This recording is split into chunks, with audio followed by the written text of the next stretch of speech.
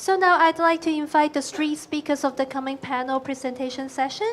They are Ms. Annie Chen, founder and chair of RS Group, Mr. Jack Emerson, senior research fellow, Center on Social Investing in the University of Heidelberg, and last but not least, Dr. Ernest, honorary assistant professor of the Hong Kong Youth Center of Buddhist Studies. They will present and discuss on the theme, Purpose of Capital, Making Sustainable and Mutual Impact. So please join me to give a big hand to welcome them to begin.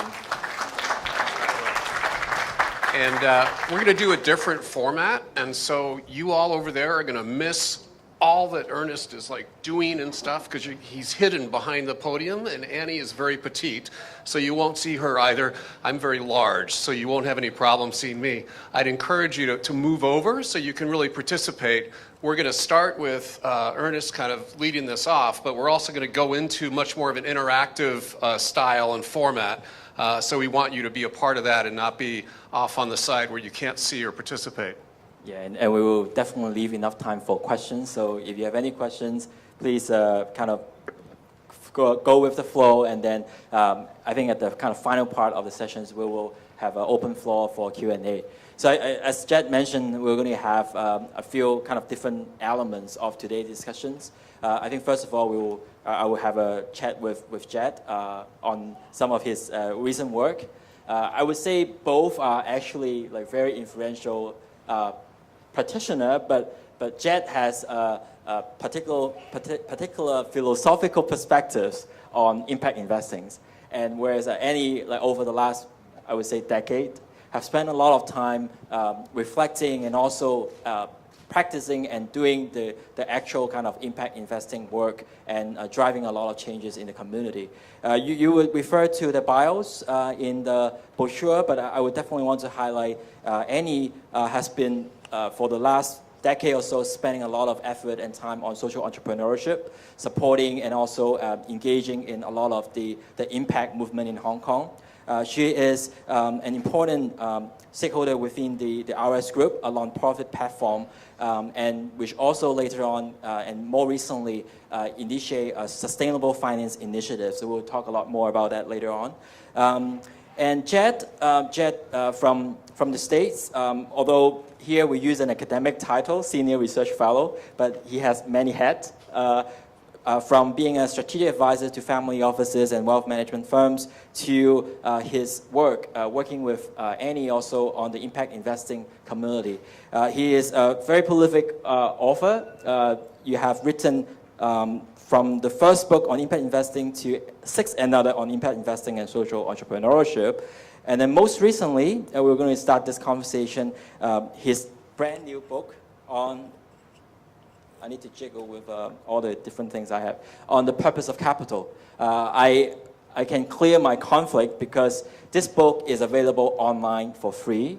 But if you want to pay, then you can get a kind of a printout copies of the purpose of capital. It's a very timely book. I probably want to start our conversation with asking Jed, why you have been spending time on writing the purpose of capital. The subtitle is also very meaningful, saying the elements of impact, financial flows, and natural being. In some of your recent conversation, you also mentioned that you see the impact investing movement not spending enough effort and time thinking about the questions of why. Maybe I think the first question I want to ask you is, why writing a book about the why of impact investing, or the why behind the purpose of capital? Sure, thank you very much. It's really an honor to be here today. I speak to a lot of groups on these themes and topics, and it's very rare to have an opportunity to so kind of intentionally integrate considerations of spirituality and reflection with capital and economics. So I'm honored to be here. I should also say I am, at best, an accidental academic. I have 2 master's degrees, no PhDs. I've had adjunct appointments at Stanford, Harvard, Oxford, and different places, but I don't actually have formal kind of academic credentials. I'm what people call a pracademic, which means I'm a practitioner who writes. And this has always been my thing. It's kind of been how I've organized my understanding of the world, has been to go out and engage in praxis, where you do things and you step back and you think about it, which then gives you a different perspective, and you go out and you do something else or more, which gives you a new set of experiences that then make you think differently about what you're doing. And this process is one that I've been really committed to, I think, over the years. For the last 30 years, I've spent my time exploring how to use capital to create community change and impact. And I started working with a financier who challenged me to think about philanthropy as a form of investing. And how do you think about philanthropy as investing? How do you take the tools of business to drive community and social change? And so for 30 years, I've worked on how. I've run funds, I've helped launch social enterprises, I've been involved in this whole conversation. And about 3 years ago, I was coming up to a period where I was wrapping up some work with some families that I've been working with for about 7, 8 years on how to invest their money to do the things that we're going to talk about. And I realized that all of the conversations that I was involved in had devolved to questions of how. And these discussions about how do you run companies, how do you invest, how do you measure, how do you define, all of this. And I kind of woke up and I realized that I was a part of this problem, because my job as an advisor is to tell people how to do things.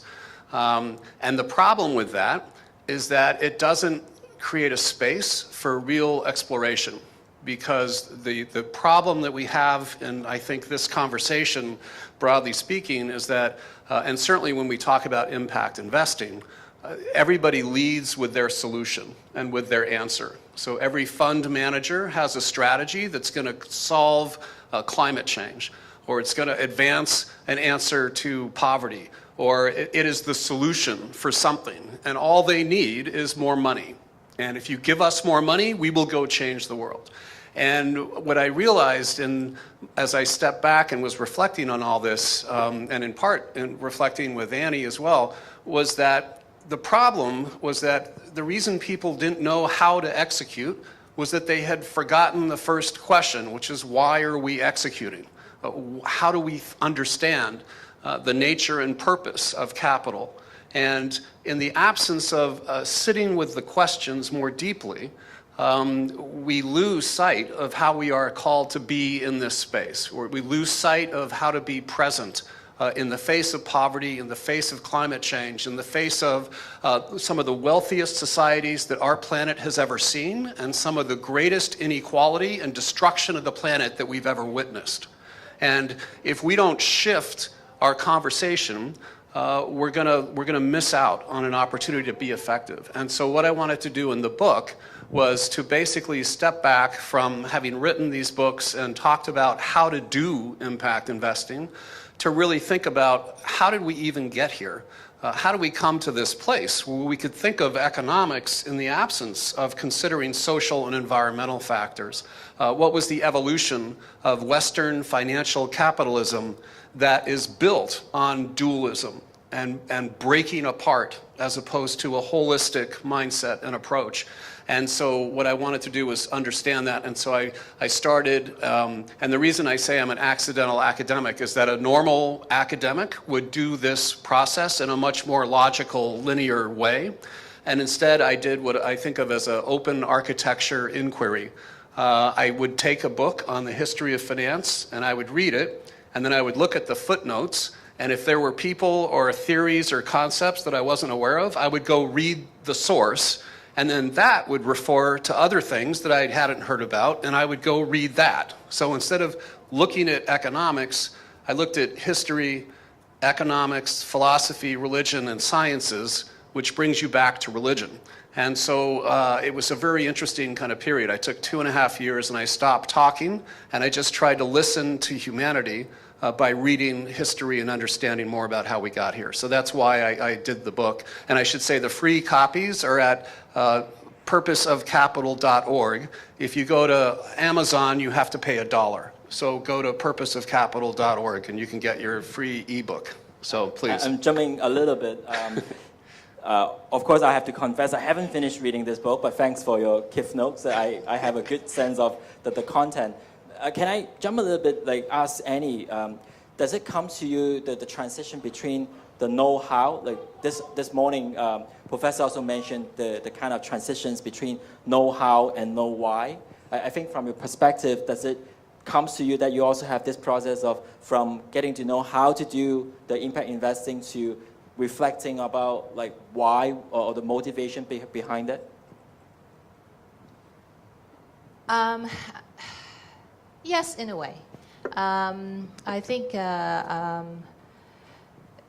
in my case, I mean, it all started with my trying to find a solution to a question, which is how do I manage my wealth, and that led me to first of all to consider philanthropy as kind of like your go-to way of doing some good.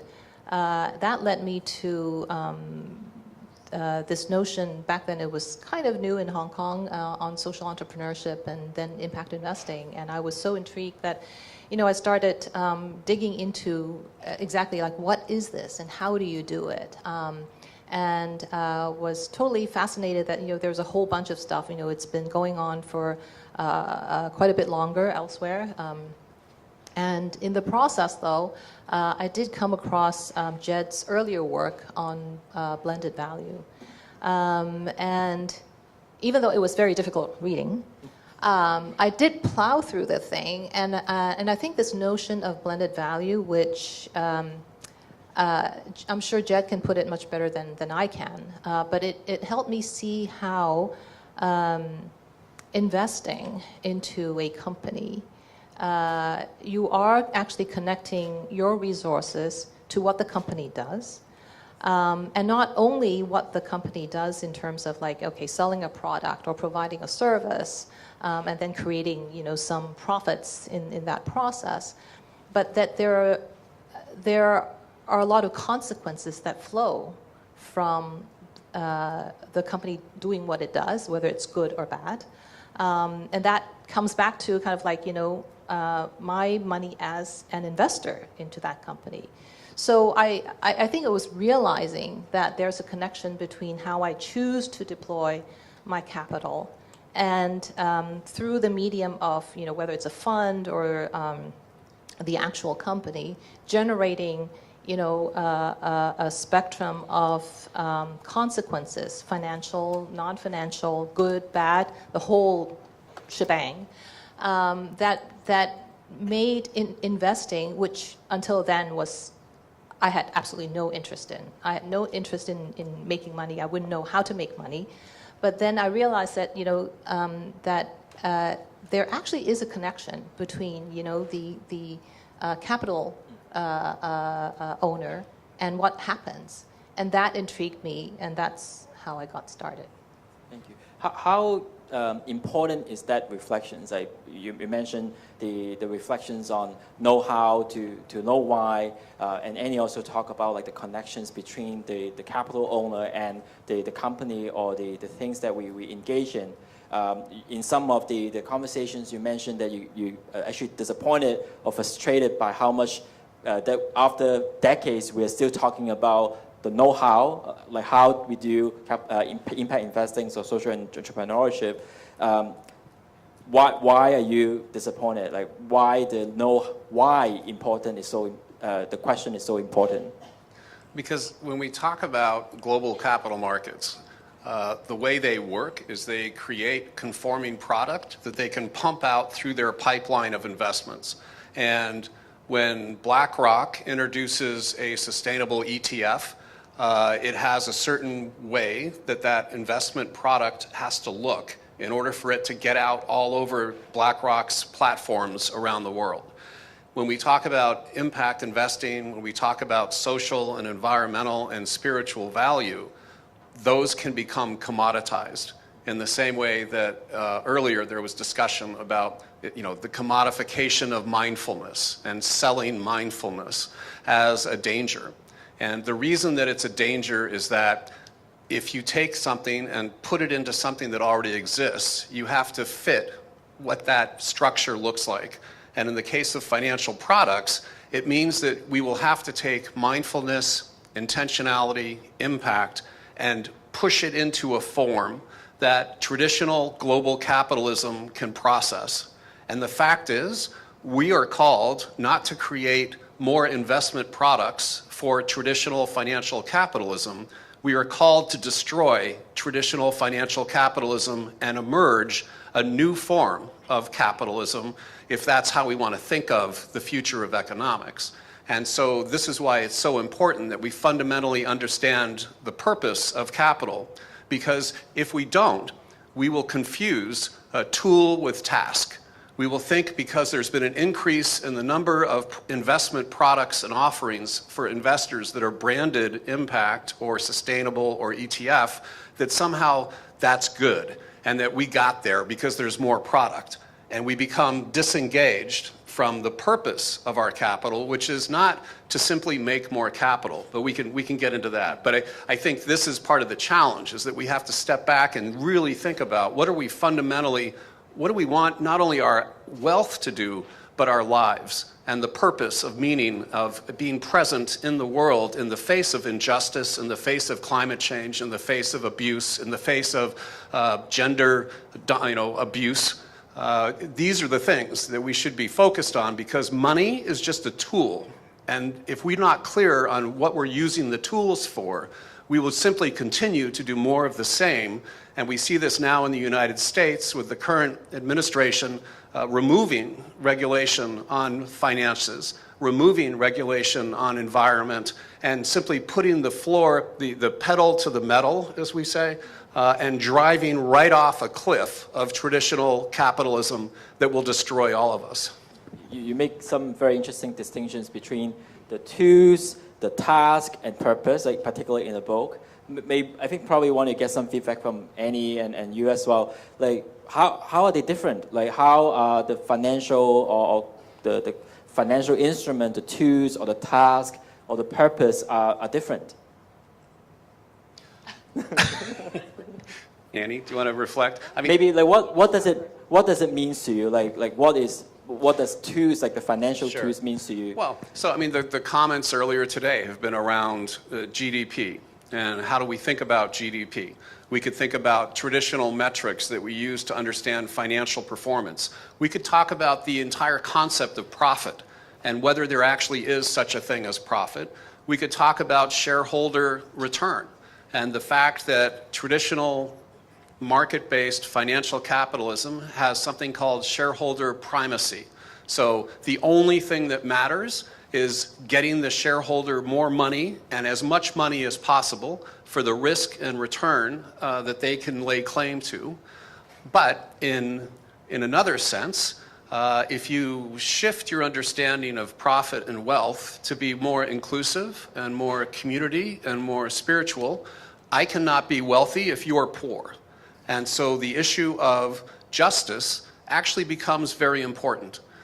In certain Buddhist traditions, I cannot achieve nirvana unless everybody in my community has achieved nirvana. I would argue that in the future of economics and the purpose of capital, I cannot claim wealth in the absence of other people being wealthy. And so it opens up a whole different conversation around the tools and the task and the purpose of these various financial instruments. And I think this is so I've had the pleasure of working with Annie for almost 10 years and sit on her investment committee, and we review different strategies and fund managers, and we have these discussions about how what Annie invests in can advance the value that she wants to see manifest in the world. And she can now speak to that. Obviously, I cannot be as eloquent as Jed is. I think the way I would say it is that, I just needed to find a way to connect with what I have to do, right? I didn't create the wealth myself. I inherited.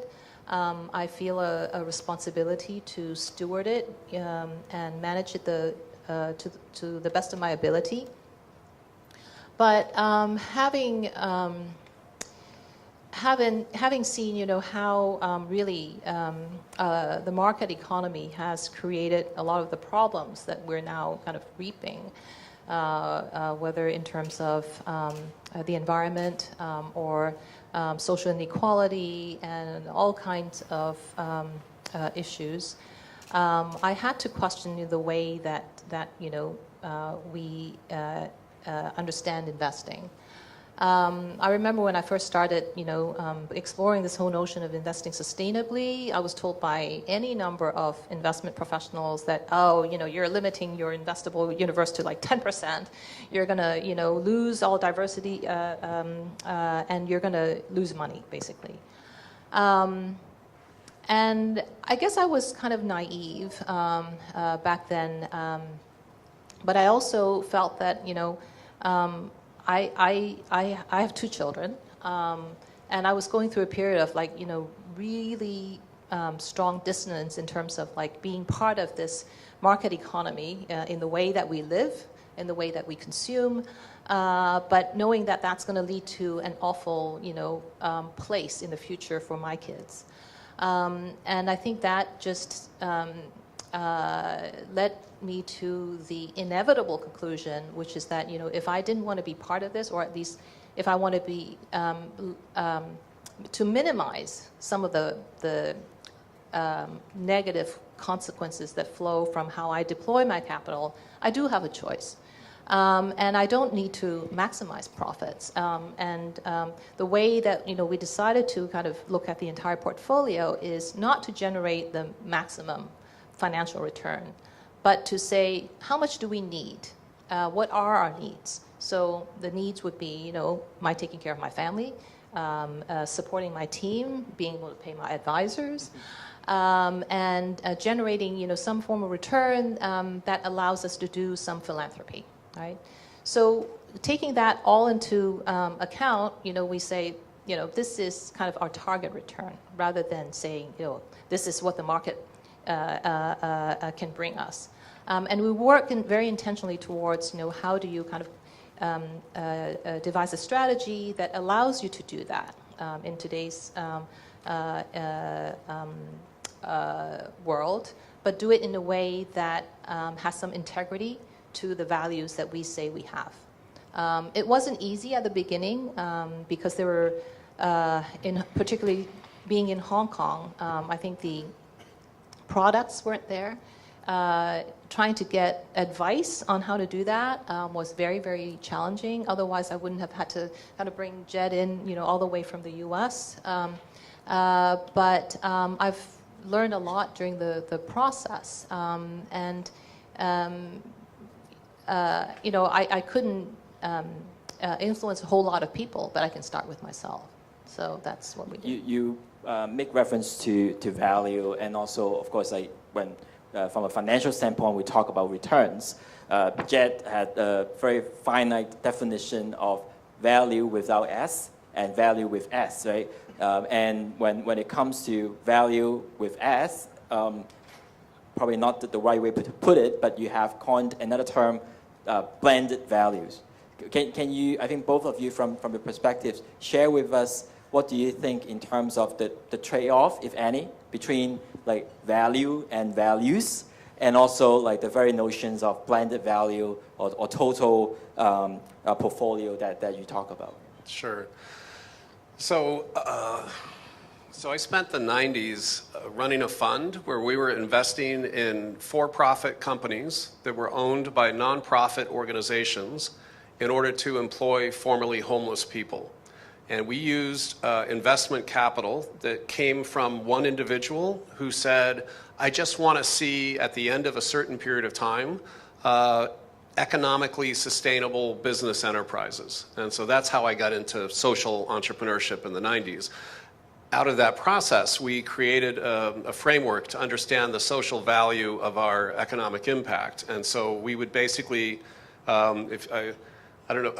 So basically, one of the ways that you value companies is you project forward how much money it's going to make over a 10-year period or a 20-year or whatever the investment time horizon is.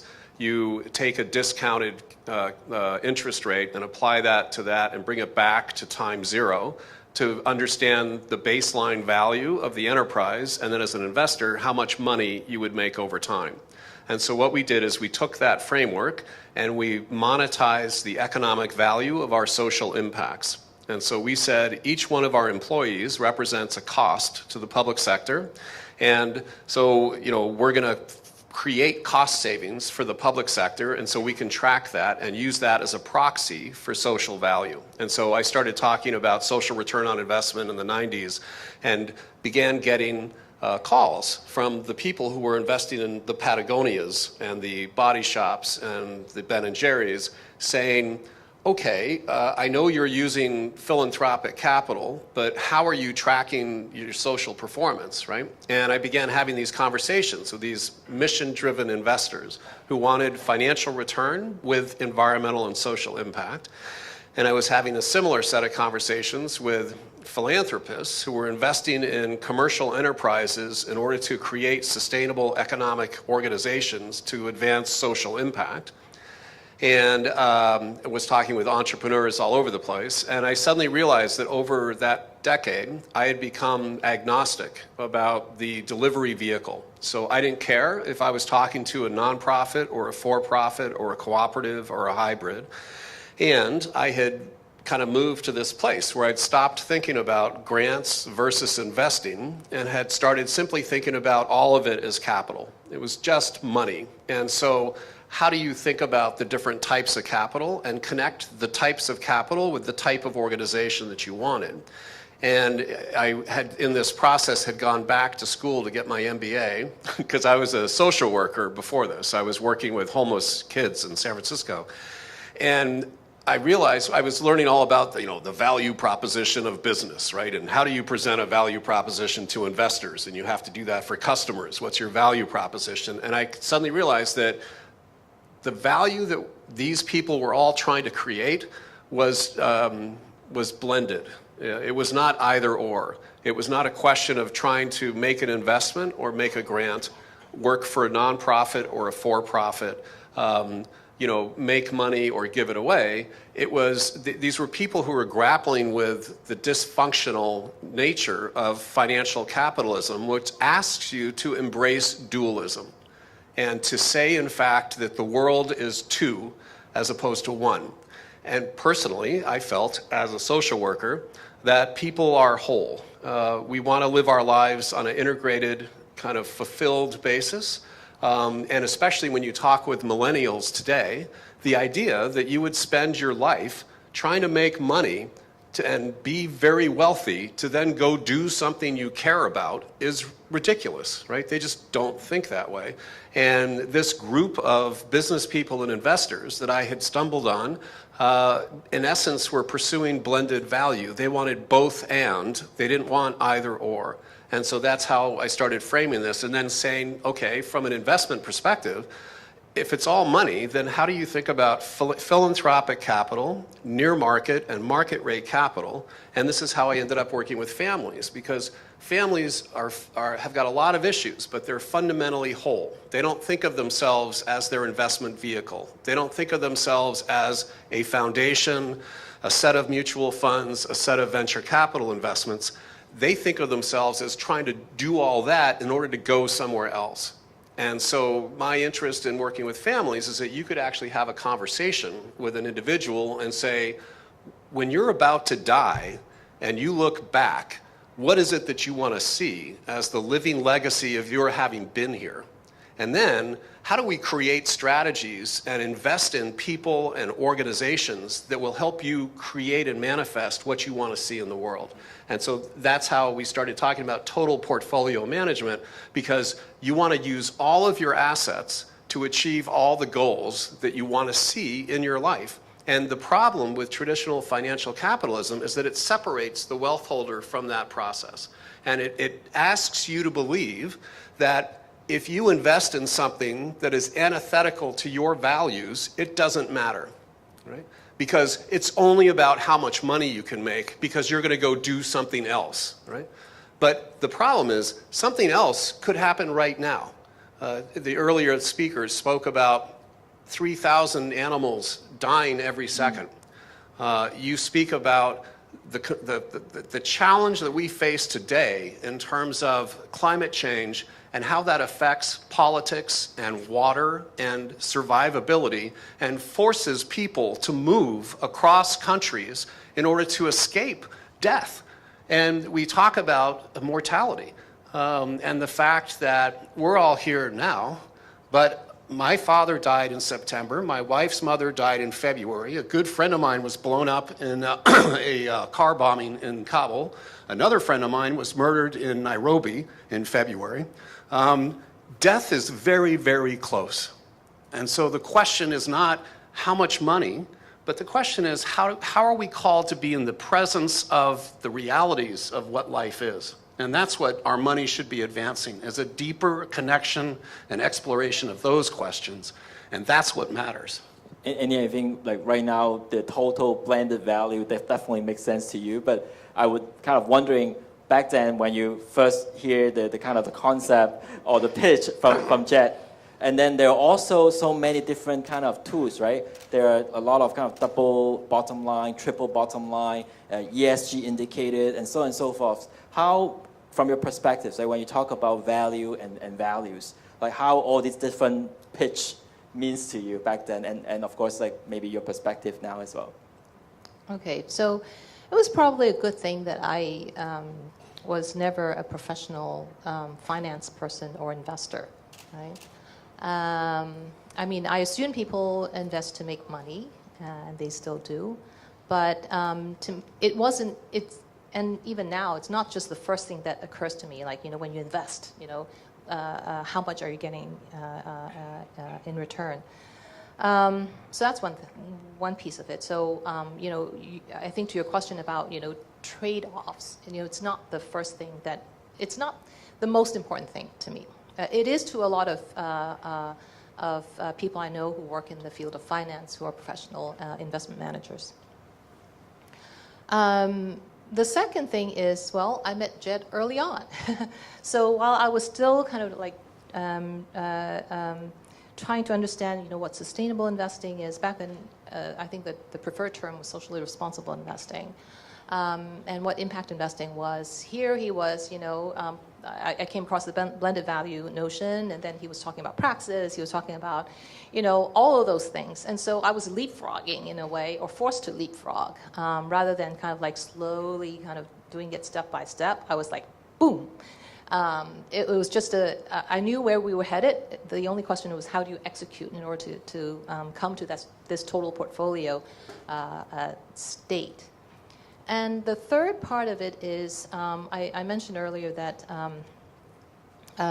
one great motivation besides, you know, trying to align my personal values with my capital was, you know, just a selfish concern for how the world that my kids are going to live in. And so I think rather than taking a short-term view of investing, like, you know, how much can I make this year, next year, we're really looking at, well, what is the world that we're trying to invest for? What is the future that we're trying to invest for? And in fact, when we decided to create our own website, we adopted the tagline, which is to invest in the future that we want to create. And I think that hopefully answers your question. Yeah, I think definitely. I think when it comes to values, so we can both the audience can appreciate that both of you have very strong values propositions, and I think from what we just discussed, depending on the purpose or kind of our values, then the task, the tools will need to adjust accordingly. Apart from these conversations on the tools, the task, and purpose, seems like after decades of involving in the impact investing, investing I was thinking about what is actually the right word to describe it. Investing, just put it this way, impact investing. Then you have a very Zen notions of taking a step back and kind of getting back to the very beginning. It's that kind of the reflective, the contemplative process that we were just talking about. And I think one area Jet was mentioning is I'm trying to throw some Buddhist concept here right now, how to transcend above the duality that you mentioned. Of course, Annie make reference to the non-duality between generation, but Jet also kind of mentioned about the kind of the non-duality between social, environmental values, the togetherness or the oneness. I don't know whether oneness is the right word, but how integrated we are between ourselves and also our neighbor. Can we talk about that? I would say it's kind of like even Zen or Buddhist perspectives when it comes to kind of thinking about the interconnectedness, or how, as the terms that you use is like the duality, we really kind of separate ourselves from the product that we invest in or the community that we engage in. So I think that, again, the opportunity that we have is to become more fully present and to use our wealth as a way to be, again, that tool to help us become more whole. And the world is, we experience the world initially as ourself. You know, when you're a baby and you have your fingers and you touch your nose and you interact with the other. And so your life kind of evolves on this notion of self versus other and a separation from the other. And this is, I mean, the really cool thing is like when you sit and you just kind of read and listen to humanity's experience. This is this experience of humanity since the dawn of time. Earlier, one of the speakers spoke about the axial age. One of the things, and I speak about it as well in the book, but one of the things I love about the axial age is that it's this point where collective human consciousness moved into a different place and a different kind of understanding and began to, again, find new answers and solutions. And you have this really interesting period from 800 to 300, 200 BCE, where simultaneously in different places around the world, you see the evolution of what we would call the wisdom traditions today, because people had moved, they had been moving out of kind of villages and tribes for some time, but really this was the moment when urbanization really came to the fore, and that process began this steady separation where you had the royalty, you had the merchants, you had the military, and all of this then became kind of set in motion. And so the opportunity that we have through this process is to explore what does it mean to be more connected? What does it mean to transcend that separation of self and other?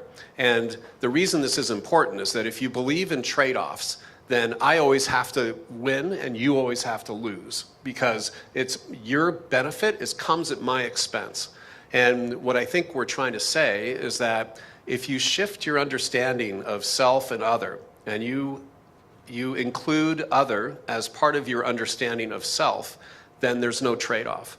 And so when we talk of profit, when we talk of return, and this is why in a traditional investing conversation you would say, what's your return hurdle? How much money do you need to make? In an impact conversation, the discussion is around what are you trying to do? Like, what is it that you want to see in the world? And then how do you structure capital to advance that? And the mindset moves away from this concept of trade-offs toward more of a holistic kind of connection. And we talk about impact. And I think traditionally we've talked about impact as things you do to other people. You know, how many jobs were created? What movement did somebody make from being in this place to that place? How many acres of land were saved? You know, this kind of thing. And one of the things that I came to in doing the research and sitting with this human experience of inquiry and trying to transcend dualism was the reality that actually the best and ultimate form of impact is mutual impact. It's the process by which the asset owner becomes as transformed by the investment process as the people that you're investing in. I will kind of take the mutual impact discussion later on, but I want to ask Annie, did you transcend above the dualism? Like, did you see the She's connectedness? so together, it's just not even funny.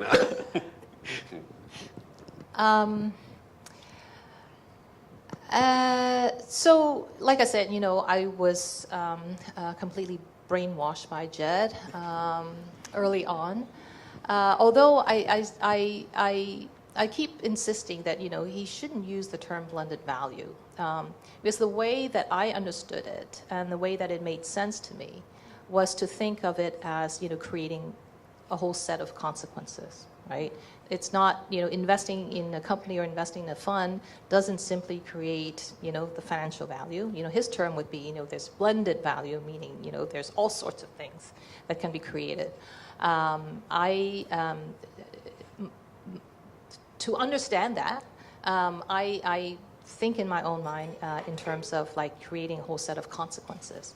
And these consequences can be good, can be bad. Some of them are, financial. There's non-financial, and you can even include kind of the self, the changes, right? That the capital provider goes through this process of investing. If you actually do it in a thoughtful and intentional way, rather than just simply giving the money to a money manager and you only come back and see the numbers. So I prefer to think of it as a connection between how my choices then through my choices be able to do a little bit in terms of influencing the outcome and the consequences that come with it.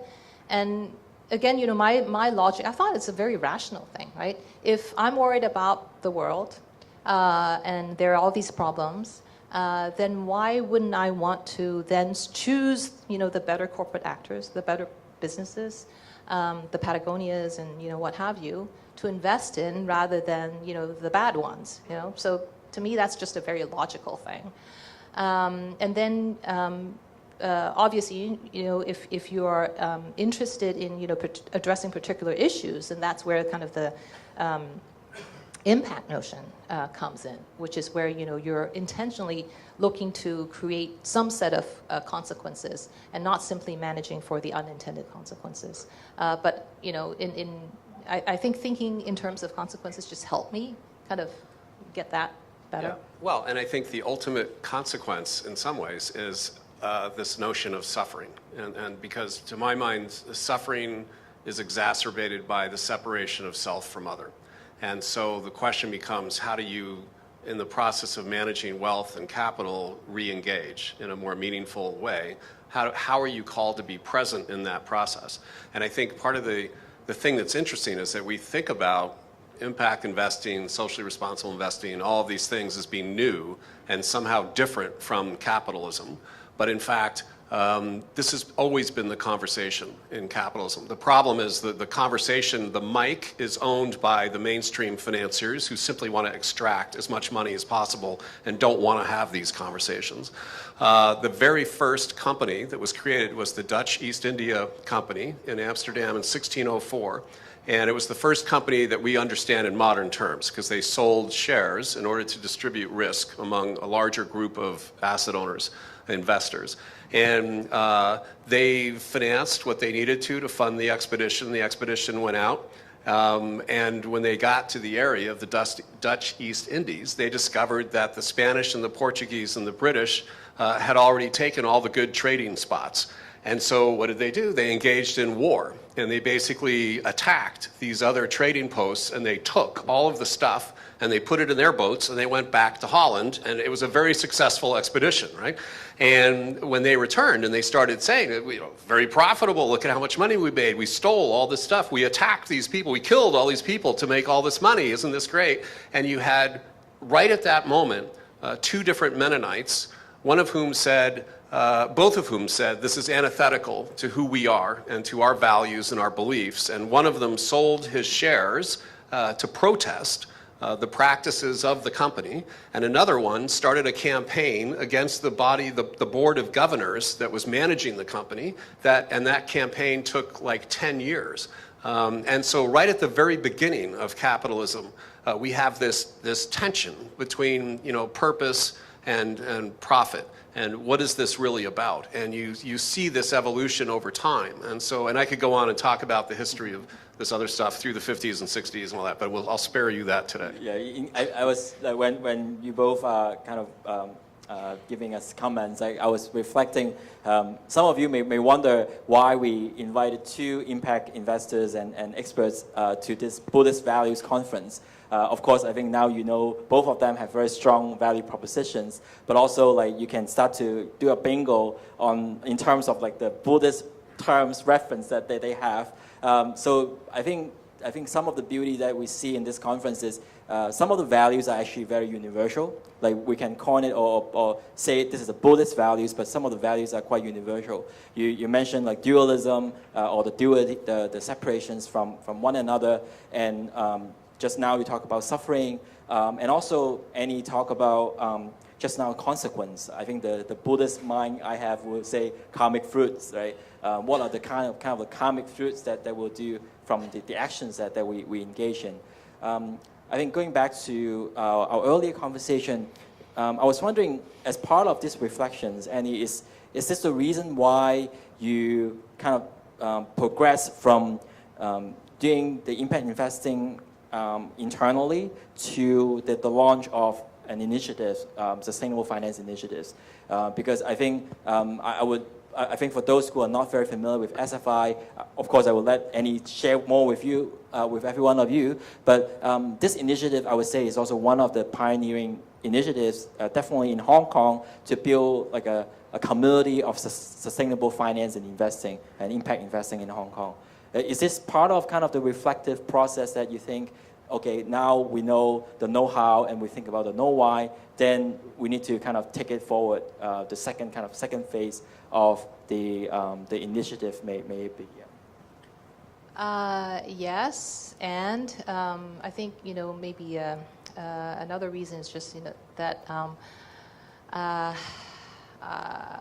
was also trying to kind of hand over this job of convincing other asset owners to somebody else. So just to walk back a little bit to 2016, when we released actually a report about the journey that we took to transform a portfolio of traditional investments into a sustainable and impact portfolio. We actually put in a ton of work to creating this report, made it available for free online to the public, but realized that just one report isn't going to kind of shift the system or change the world. So a couple years back, we decided, well, maybe we need a dedicated platform rather than a family office trying to, go out there and advocate. Maybe we need a dedicated platform to help advocate for this space. And the way that we've chosen to do it, and I have to be careful not to take credit because it's really a group of, very passionate folks who are actually doing the heavy lifting. Is to focus on our peer groups because I'm in no position kind of to talk to the financial regulators or the pension funds, the institutional asset owners. My peer group would be the other wealth owners and family offices, and so the idea, at least to start with, is to help find others like-minded asset owners. To learn together and do things together, start creating more of a community around people who are aligned and who care about the same things, about wanting to create positive impact rather than negative consequences, and through this building of this community, both to strengthen ourselves, and strengthen the movement, and empower ourselves, so that it's a less lonely journey. I can't tell you, how many times we get put forward as kind of the poster child for impact investing in Asia, And I insisted there must be others, who are doing similar things. And I wanted to make sure that we find them. And for those people who are thinking about it, wanting to do it, but maybe lacking the tools or just something to get them over the hurdle, we wanted to provide support. Well, and also, so this goes right to this question of personal journey and path, and the fact that, to my mind, it has to be a concurrent process of inside-outside engagement. And as a part of that process, we have to recognize that we can only really proceed from a posture of humility, because everybody is in their own kind of journey and place. And so the place where Annie is today is not where she was 10 years ago, is not where the members of the Sustainable Finance Initiative are today. And you have to figure out ways to connect and engage and talk with and explore these ideas on bases that people can hear, because a lot of people have a lot of different understandings, both accurate and inaccurate, about money and meaning and purpose and value and all of this.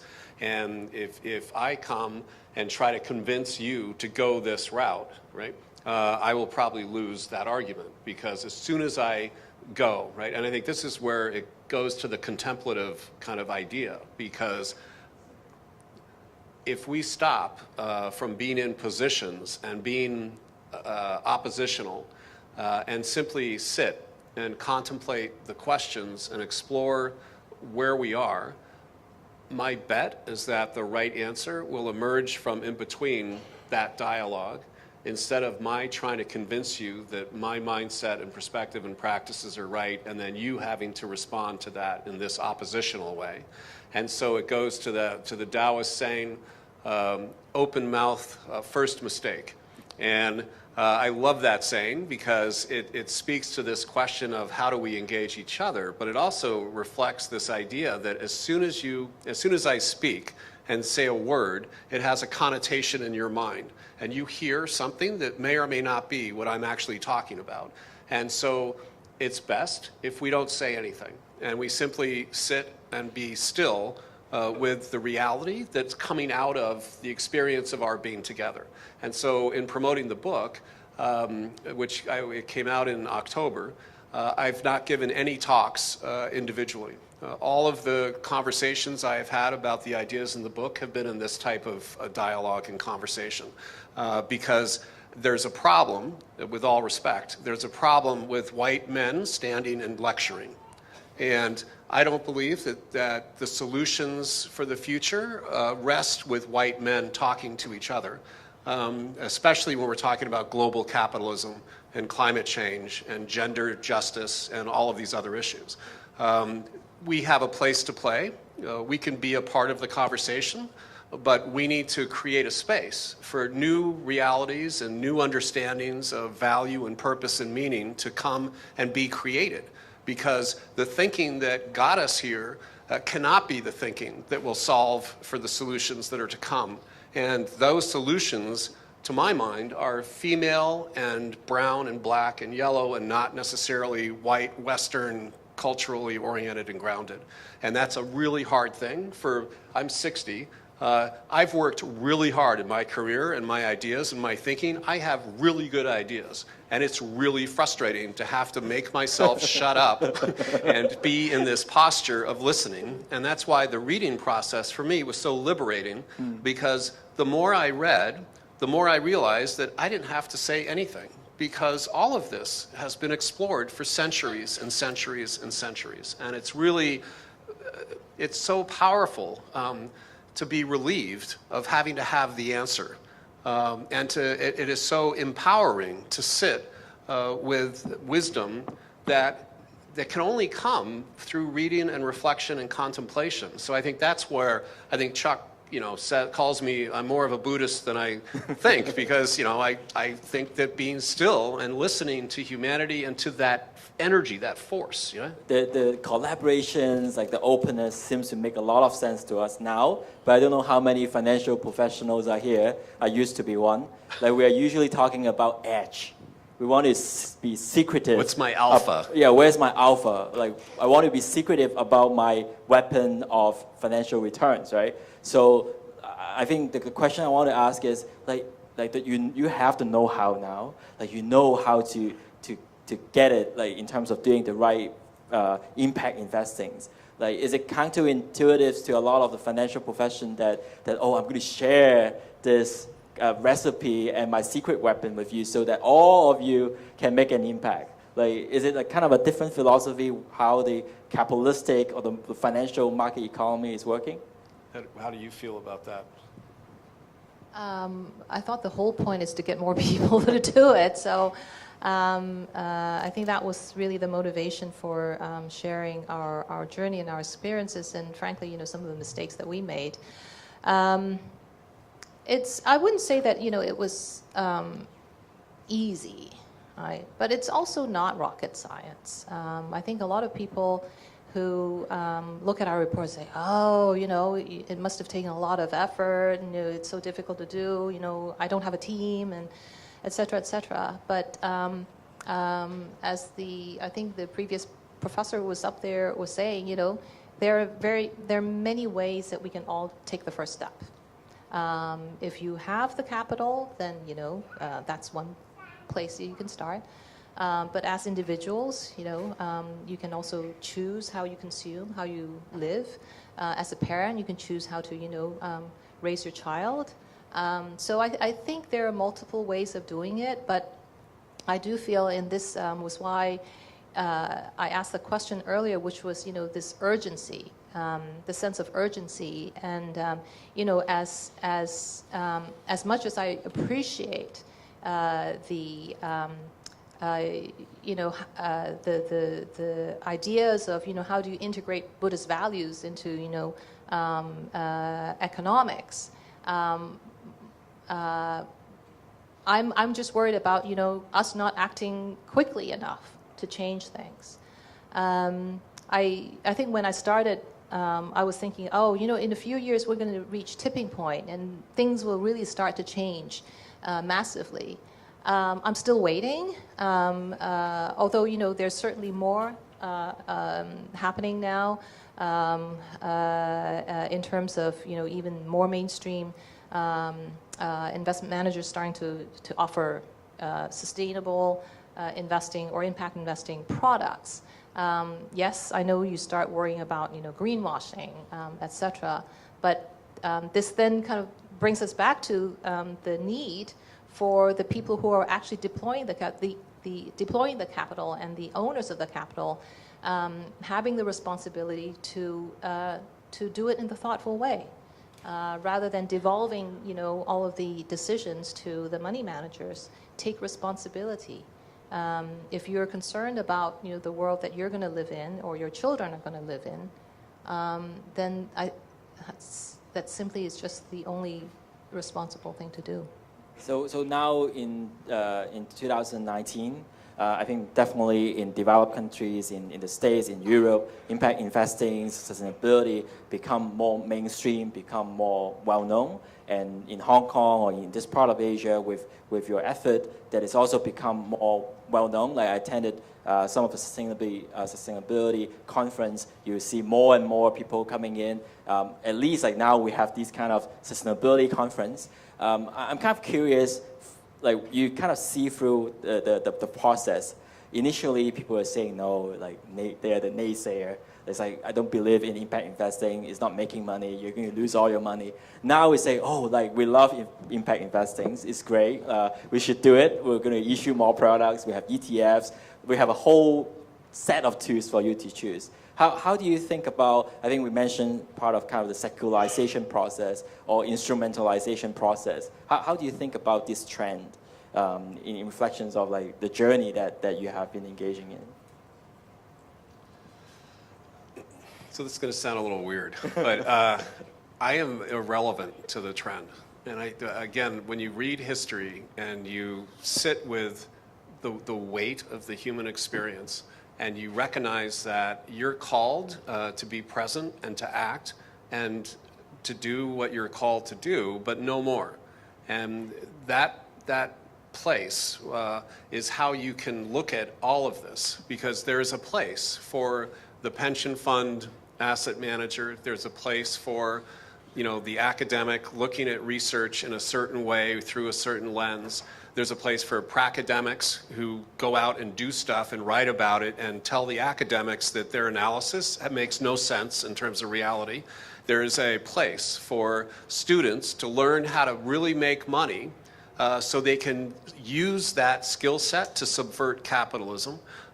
There's a place for all of this. And I think that part of the trick, I can't remember who it was, somebody said that I could not have written this book 30 years ago because I kind of thought I knew a lot 30 years ago. And I think the older you get, the more you understand and appreciate how you may know things in certain points in time, and you may have a truth with a small t, but ultimately you are not truth.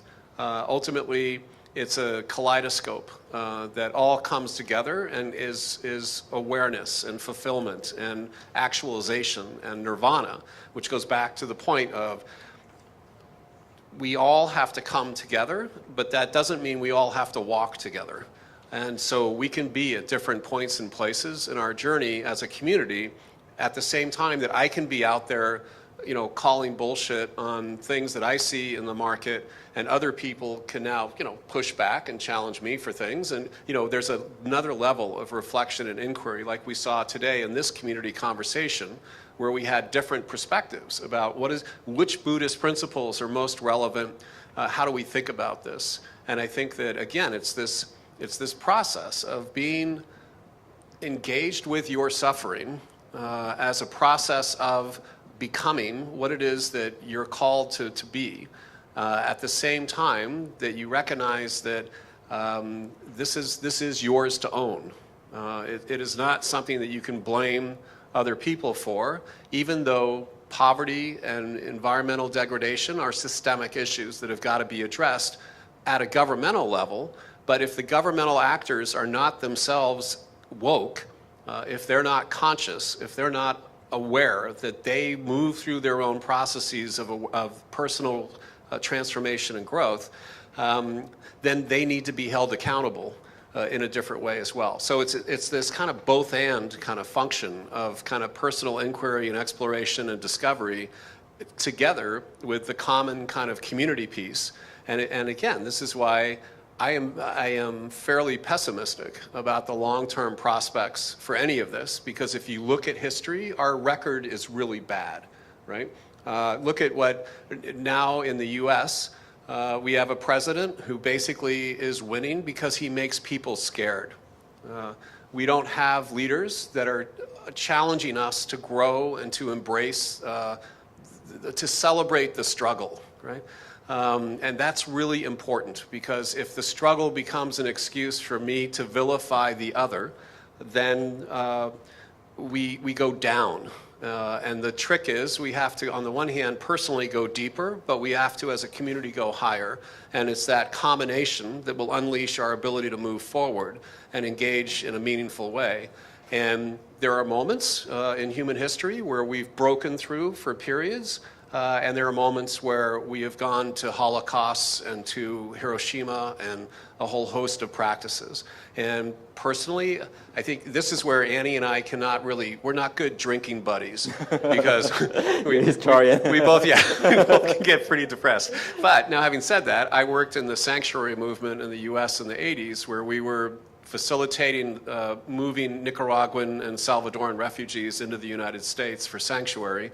And people used to sign our letters to each other with the phrase, "Celebrate the struggle," because this is it. I mean, this is why we're here. This is why we're alive. This is what it means to be alive, is to be in this place. And the way we achieve happiness, the way we transcend suffering, is to be fully present in that process, wherever that takes us.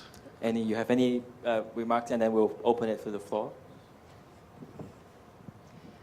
I think Jed is right. I think my outlook is also similarly, not an optimistic one, ultimately. But, in my calmer moments, I try to tell myself to just do what I can. And I'm trying desperately also not to get attached to the outcome that I want to see. Thank you, Annie. In the interest of time, why don't we open it to the floor? And if you have any questions, raise your hand, and then the mic will be ready. Well, and we certainly welcome comments as well. You don't have to just ask. Yes. You can share Comments kind of your perspective and where you But, are in this as we well. should leave as many people the opportunity as possible. Yeah.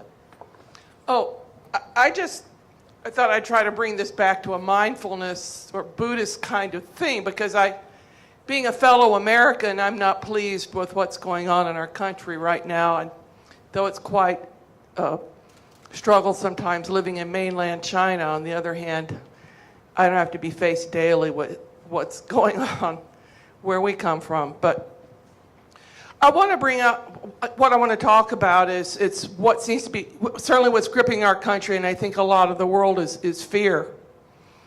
And sort of just bring that back to an idea of mindfulness. And gee, wouldn't it be great if we could get everybody in the world for 5 minutes to sit down and meditate and to recognize, just to become mindful of fear and what it is and what it's not. And I don't know, I guess that's all I want to say, is it was somehow, some way, and I share the enthusiasm and all that with much of what you've talked about. I ran a nonprofit organization in the United States, a chapter of Big Brothers Big Sisters of America, and we felt that we were investing in what we did by mentoring children. So I totally am with you on everything you've said, and I'm totally pessimistic in a lot of other ways too, unless people somehow wake up and become mindful and learn how to recognize that they're in fear and that it's not a material object and that they can examine it and perhaps move through it. But it's the human condition. I don't know what to do or what to say. But I think the traditional mindset around financial capitalism is one of scarcity. It's one that says that, again, for me to win, you have to lose. And so you have to be fearful of me because I'm going to come and take what you have. And if you look at how traditional financial capitalism works, it's extractive.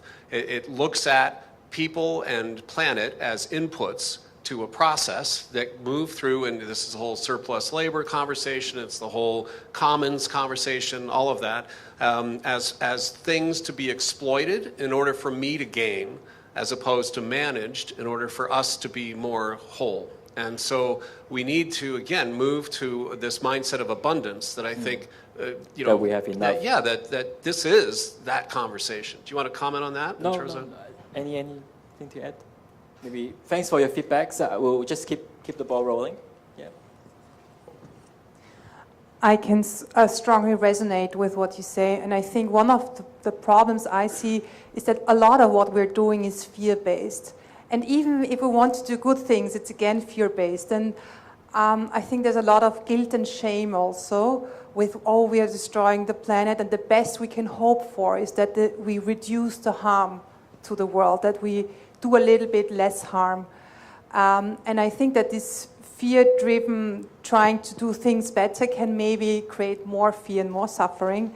And I thought it's interesting to imagine ourselves as effectively opening us up to the possibilities of being beneficial, not only less harmful as human beings, that we can be beneficial for economy, for the world, for nature, that we are nature, and that everything that you say, the root cause of all this turbo capitalism is the separation. So in the beginning, economy was serving people. Now people serve economy, and economy serves finance, the financial market, and it's all gets away from its original purpose. So maybe we can, I think what you suggest, to turn it around again and become open to different possibilities. Well, and the original, thank you.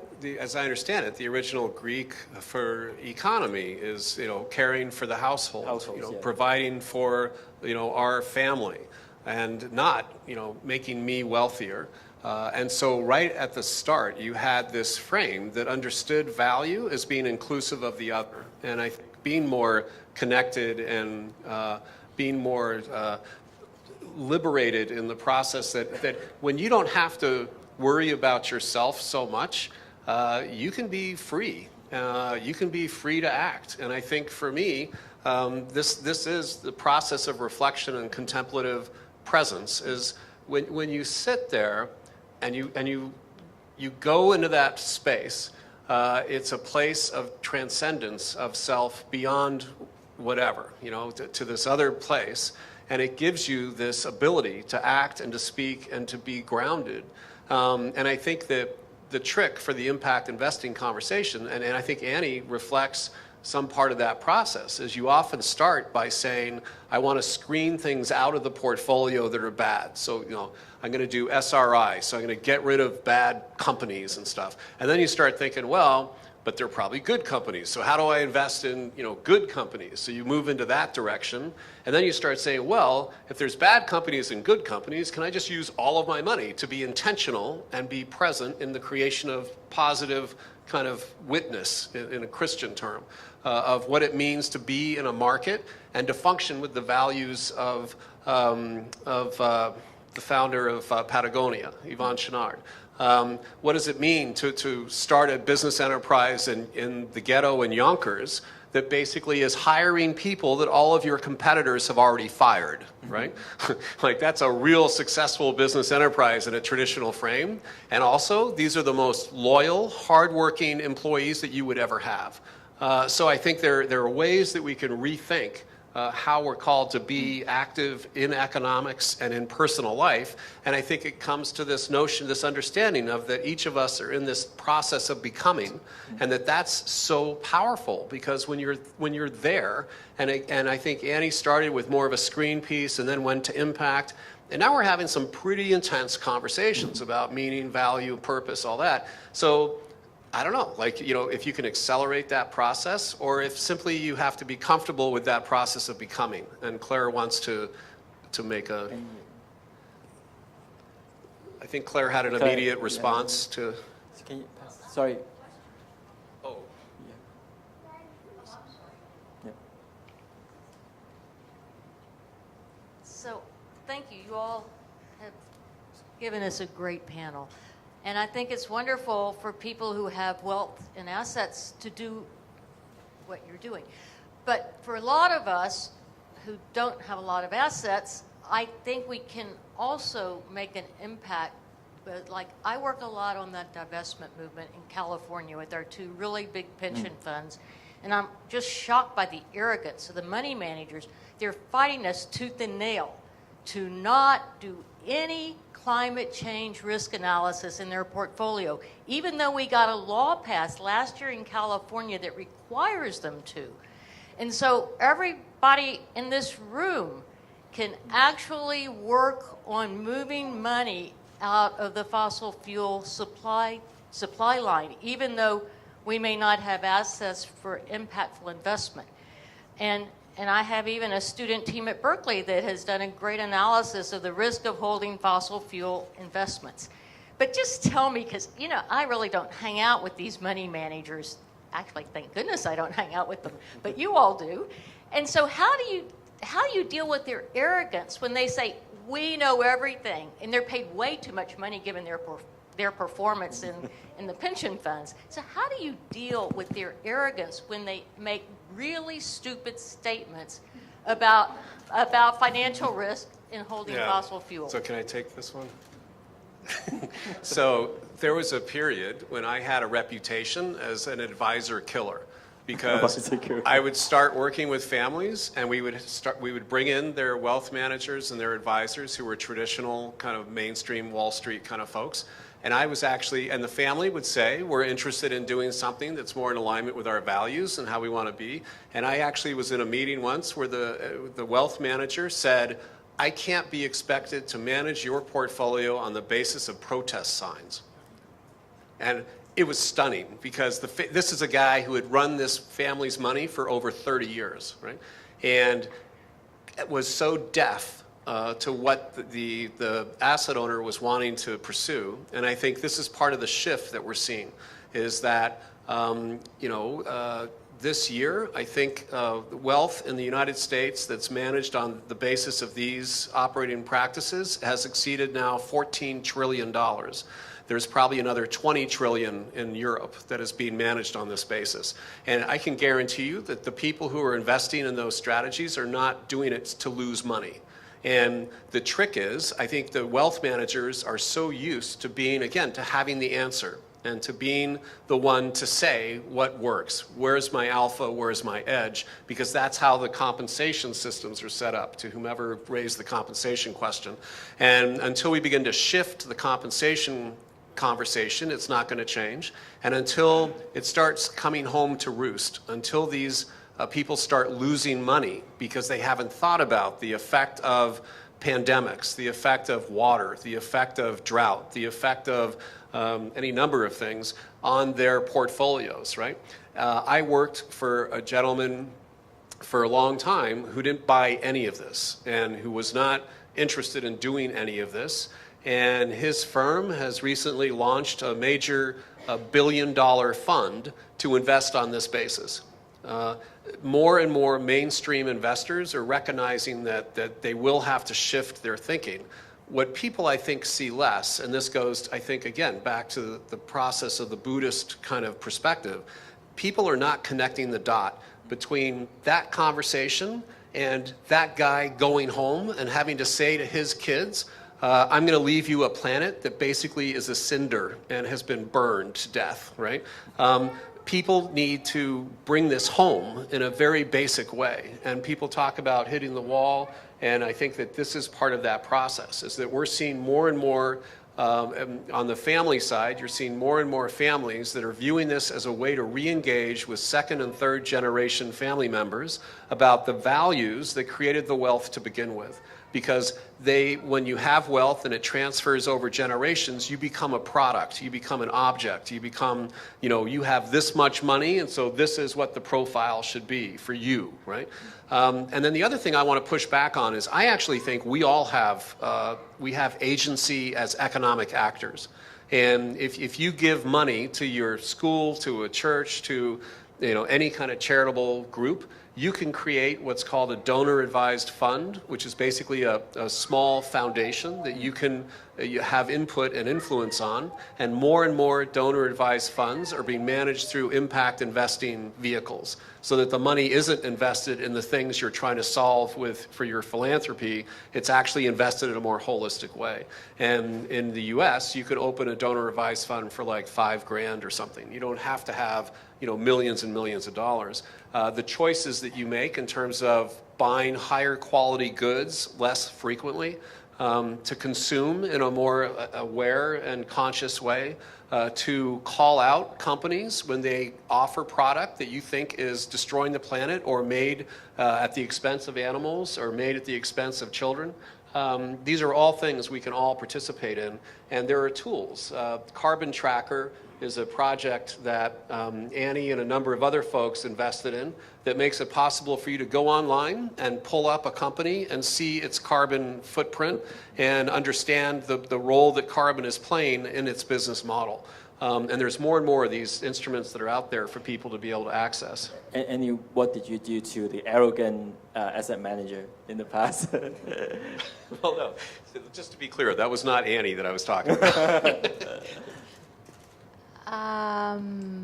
Well, I was fortunate. I think, we were so intentional about what we were looking for. And I also was very lucky to have a team of very capable colleagues who were screening the managers for our portfolio. So I never had to have the kind of the frontline conversations with them. But I do recall just early on when I was just starting on this journey, and in Asia, people go to their private banker, right, to ask about, okay, this is, do you have any products in X, Y, Z? I was asking about socially responsible investing products, and they just came back with a blank. They weren't even arrogant. They had no idea what I was talking about. There was so little self-awareness, they couldn't be arrogant. Yeah. And so, I mean, it's taken them a few years to catch up.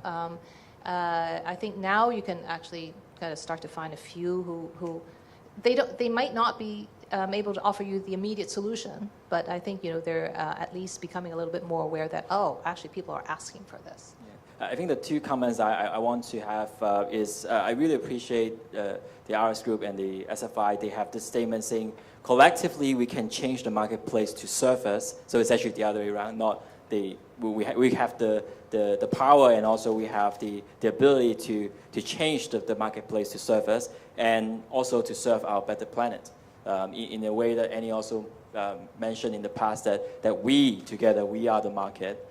And then basically we have the choice of the asset manager that we choose and people that we engage with.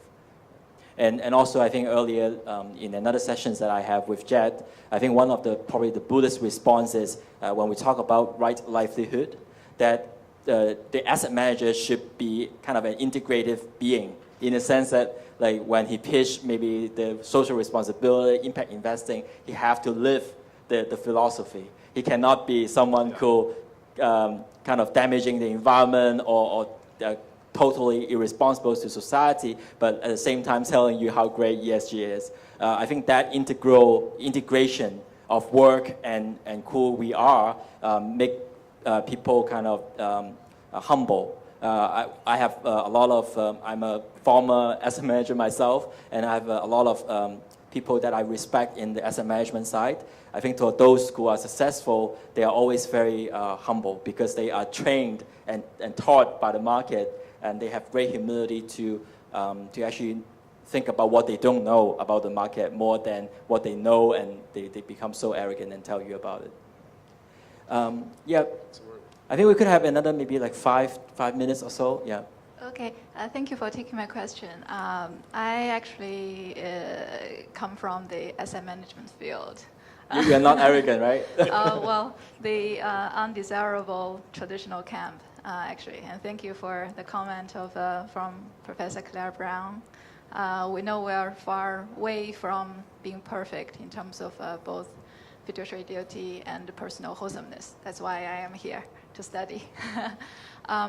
Well, I have a question regarding the practical implementation of the practical implementation. Implementation of the impact investment strategy. Things are never purely black or white. We have to deal with lots of a gray area every day. Well, I'm a China manager. I can think about, for instance, Shenhua. They are probably the best coal miner with the highest environmental awareness. Yeah, they're the cleanest coal producer. Yeah, but they still run heavily polluting coal chemical projects in areas where water is very scarce. Like Tencent is a great company. They also run the best Buddhist channel, but their online game probably create lots of social issues. So in practice, it's very hard to find a perfect company to trust your money with. So I'm just curious how you carry out your day-to-day investments. Sure. Thanks. Well, so a couple things. First off, I am the strategy person. We have another execution implementation person. So you leave the problem to them. So yeah, basically. That said, this is a really great point because it goes back to this question of the importance of the asset owner, whether a pension fund or an individual or whatever, having more clarity around purpose, because different people will answer that question in different ways based on who they are and where they are in their process and their expectations and what they're really trying to be about in their work.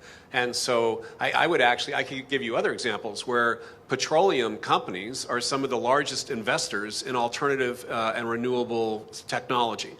And so do you invest in petroleum or do you not invest in petroleum? It's kind of like there's some very difficult kind of questions that you have to explore. Right, relative to the profit and the damage. Yes, no, I understand the argument, but for some folks, they're going to say, well, this is the right answer for us. And so my job when I work with families, I never come in and tell people what they should do. And in the book, I'm very, very careful not to offer any answers. because I think that, and there's a lot of pressure in when you write books to kind of have an action agenda at the end, or here's 10 points for purpose or something like that. And there's none of that. You have to actually struggle with this shit yourself and find your way through. And that's really what this opportunity is, where you can become more empowered in the process. And I think for people who are on the financial side, who are actively managing assets, I think that we all need to be in that process, because I think when you start asking those tougher questions, you end up understanding your role, and our understanding of fiduciary duty turns. And that definition of fiduciary duty is not one that's locked in stone. It has evolved over the decades and centuries. There was a time in New York where fiduciaries in the state of New York were not allowed to invest in any product that was not a bond offered by the state of New York. And it was not the state of New York who said, gosh, that's probably not a great strategy. It was the fiduciaries who pushed back and said, we have a broader responsibility to manage these assets in a different way. And I think in the States, if you look at the leadership on climate change at the pension fund level, it's been the state pension funds that have really done a lot to promote and advance this thinking. And those are individuals who are viewing their role differently, who are basically saying, I have a financial fiduciary obligation and I have a planetary obligation, and I'm not going to believe that those are antithetical to each other. That there needs to be a way to be more whole and present in that discussion and that process. And that's part of the process of becoming, of developing consciousness. And how do you deal with some of the dynamics? Like, obviously, asset managers are not perfect. Their products are not perfect. Sometimes they probably take care of part of the impact or the purpose that you focus on, but they may have some other trade-offs in value as well. Well, I guess the reality is that we do live in an imperfect world, right? So I agree with Jed that, it boils down to, who's calling the shots, and, are you willing to take responsibility for your choice, given, the number of options that you have, and try to make the one that you feel that you can sleep with at night.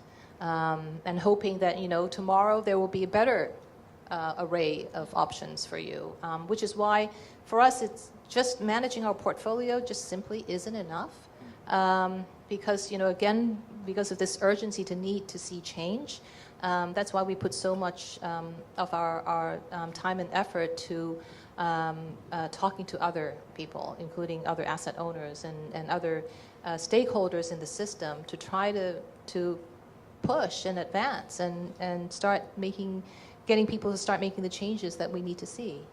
Thank you. In the interest of time, why don't we take the final one, Phil? Hi. I wanted to ask in terms of the reflections, and I guess I would like to address this to Ernest in relation to how you will be also framing it with Jed and Annie, which is the topic here, and also the two-day conference relates to Buddhism, and also trying to link it with economics and also finance as well. And I'd like to just ground it to three Buddhist tenets. Number one is, for example, ahimsa, harmlessness. And you can link that into finance in terms of avoiding negative externalities. That's the first one. The second one is, for example, dharma, which is duty. In this case, for our purposes, purpose. So if we want to have this conference and also have further conversations along the way, there will need to be some connectivity in terms of what are the different Buddhist tenets are and how that links into the finance and economics dialogue. That's the second one. And the third one, I totally forgot what it is impermanence of things. In Buddhism, I think it's anitya. So impermanence of things, which means that we talk about capital, which is in Jed's book, sort of a social construct, which is not necessarily natural state of things.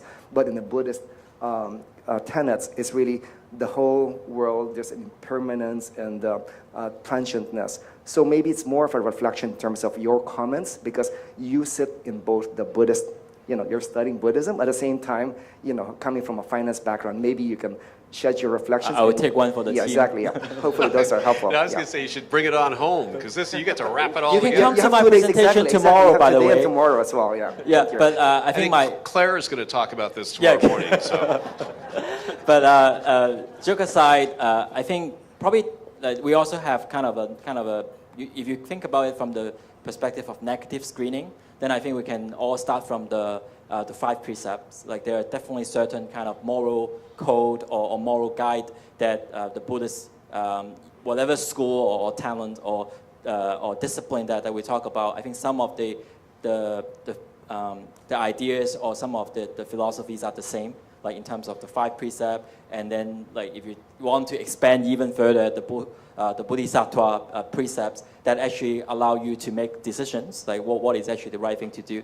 For example, if you talk about Buddhist values for impact investing, then definitely no investment in weaponry, right? Definitely no investment in anything that engage in violence or butchery. That is a big no-no. And then when it comes to brewery, then people will start to debate. And then when it comes to other industry, maybe like Tencent, for example, like then people will have more different perspectives on whether that fit into the Buddhist values or not. I think the second response to your question is, I think there are other qualities or wisdoms from Buddhism that have not been fully discussed. Like I think you talk about impermanence. I think part of it is actually being discussed today because I think they have a very interesting notion about duality, connectedness. I think the Buddhist wisdom in terms of dependent arising, like how different part of, like if we say that the market actually linked together, and we have some friends on the back that know the Bayesian statistics, for example, like how one action leads to another. What is the consequence of over-leveraging, for example, means to the financial crisis later on. That kind of echo with the discussions that we have today in terms of like some of the, like when we talk about the exchange or the kind of the karmic inference, is a very different calculations from the capitalistic society. I think the Buddhist conceptions of cause and consequence have a much different notions of time. And what does it mean? Like what is the unintended consequence of our actions and how we should hold ourselves responsible for it, right? We can further that discussions tomorrow and with the help of Professor Brown. Probably we're running out of time, but maybe we can have just one word to summarize. Like what would be the kind of impact investing environment that you want to see, say, 5 years after? Like if you want to envision like Hong Kong, the investment environment or the impact investing landscape 5 years afterward. Maybe for Jet is like the whole kind of like the worldwide global landscape. What would you like to see? You have a lot of like pessimistic comments, but like 5 years afterward, what you want to see? I leave the tough questions to the last. Well, I certainly hope to see our sustainable finance initiative, flourishing in 5 years. We're still working towards this effort of building community and building a community not just of ideas and like I'd like to do this, but a community of action. So I think ideally what I would like to see is through that work and other efforts that we would actually see real numbers in terms of capital moving from the current mainstream, like where whatever will make me money, into sustainable and impact investments. Thank you. This is a good one. I'd like to see the mainstreaming of the mindful money conversation. A lot of the research and the papers that were discussed today were new to me, and I'm considered an expert in a lot of these conversations. And I think that the danger of the academic discussion is that it takes place among academics. And what we need to do is figure out more and better ways to pull that forward. I think your book is a great step in that direction. I haven't had a chance to read it yet, but your book, I think, will be a good step in that direction. I mean, a lot of what I'm trying to do here is to just blow open the conversation, because at the end of the day, without mindfulness and intentionality, we have nothing. And so I would love to see just a more deliberate strategy to broaden that conversation and bring more communities together for this dialogue. Thanks a lot. I think that's a great way to close the session, and thanks a lot for your patience. Thank I'll leave it back to you you. very much, Ms. Chen, Mr. Emerson, and Dr. Mi, for the very insightful discussion and sharing. So we hope you all find the presentations today beneficial. There will be more presentations tomorrow morning and afternoon in the same lecture hall here. Please don't miss it. And the first session tomorrow will begin at 9. We hope to see you all again tomorrow. Thank you and have a nice evening.